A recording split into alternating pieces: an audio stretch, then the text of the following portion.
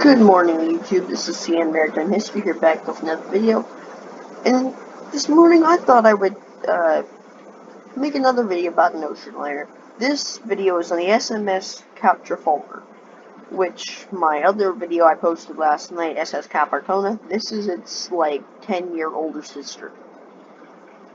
Anyway, let's get started. The passenger liner SS Cap Trafalgar was built at the AG Vulcan shipyard on the Elbe River in Hamburg, Germany for the Hamburg South America liner Hamburg Sud, for their service between Germany and the River Plate, or Rio de la Plata. She was named after the Spanish Cape. Sorry about the grainy footage of these paintings. I'll be honest with you, I tried to find this. I knew it was the Cap Arcona, some of these pictures, so I chose them. There really were no others. That I could be certain that was the Cap Arcona. She was named after the Spanish Cape Trafalgar, seen the famous Battle of Trafalgar in 1805. A three-funnel vessel of 613 feet and 72 feet in beam, she measured 18,710 gross registered tons and could carry nearly 1,600 passengers, 400 first class, 276 second, 913 third or steerage class. Triple screw vessel, which means two propellers. Her outer propellers were powered by two triple expansion steam engines, with the center one driven by an exhaust turbine. When Cap Trafalgar began her maiden voyage on April 10, 1914, from Hamburg for South American ports in Brazil, Argentina, and Uruguay, she was the largest vessel traveling on the South American service and among the most luxurious. Her upper decks included a swimming pool and a cafe and a greenhouse. Oh, cafe and a greenhouse. While her first-class halls and stairwells are full of beautiful gold filigree, and her staterooms were furnished in the highest fashion of the time. She was the epitome of pomp, elegance, and Germanic engineering, but when war was declared, her career among the societies and wealthy of the world ended. And this is the Cap Trafalgar, the big, gigantic ship. And the smaller ship is HMS Carmania. When war was declared in Europe in August 1914, Cap Trafalgar was in Buenos Aires and was laid up pending orders. As already planned, the German Imperial Navy requisitioned her as an auxiliary cruiser. On August 18th, she arrived in Montevideo for coal and then sailed to rendezvous at the remote Brazilian island of Trindade, 500 miles east of the Brazilian mainland, with the gunboat SMS Eber, which transferred naval officers, ammunition, and armaments to the liner. At the same time, her third funnel, which was a dummy, was removed. That's why she has two funnels in this picture. She was armed with two 4.1-inch guns and 6 one-pounder pom-poms, named for the sound they made while firing. All manned by experienced naval personnel and given the mission to sink British merchant shipping. She was given the code name Hilfscruiser B, Auxiliary Cruiser B, and was commanded by Korvettenkapitan Werf, I guess you would say in German. After a fruitless initial cruise, Cap Trafalgar returned on September 13th to the secret supply base at Trindade Island to take on fuel from German colliers. The RMS Carmania was a British ocean liner designed by Leonard Pescott and built by John Brown and Company for the Cunard Line. She was launched on November 21st, 1905, and made her maiden voyage from Liverpool to New York on December 2nd of the same year. Following the outbreak of World War I, Carmania was converted into an armed merchant cruiser equipped with 8 4.7-inch guns and put under the command of Captain Noel Grant.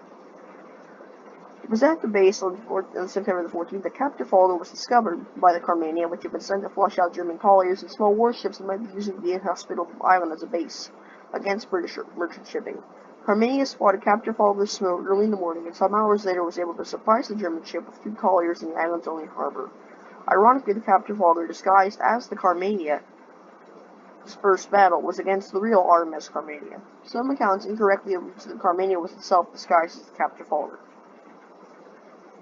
Both the captains of the Cap Trafalgar and the Carmania had realized that to fight a successful action, their respective vessels required plenty of room, so the captains had separately steamed several miles from the outcrop of the island of Trindade in order to gain the space required.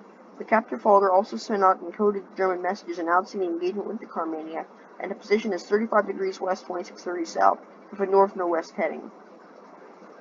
And the two ships turned towards each other and began to fight, the Carmania firing too early and thus allowing the Cap Trafalgar to land the first blow.